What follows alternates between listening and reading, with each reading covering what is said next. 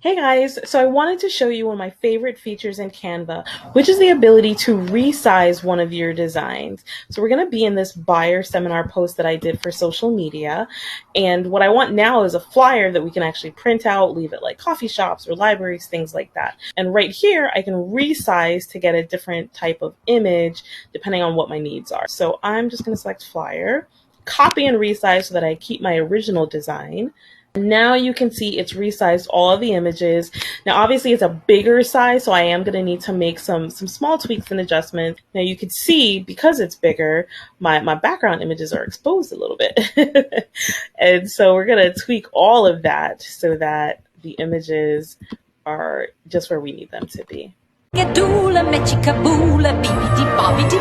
And voila.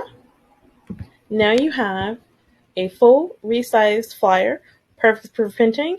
Beauty of Canva is that you can actually print flyers directly from Canva if you wanted to order some, or just download the PDF, send to your local office printer, and you're good to go. So I hope this was helpful. Please follow me at Mrs. Josie Burke for more Canva tips and all sorts of operational hacks, right? You can also check out my YouTube, burkebusinesssolutions.com.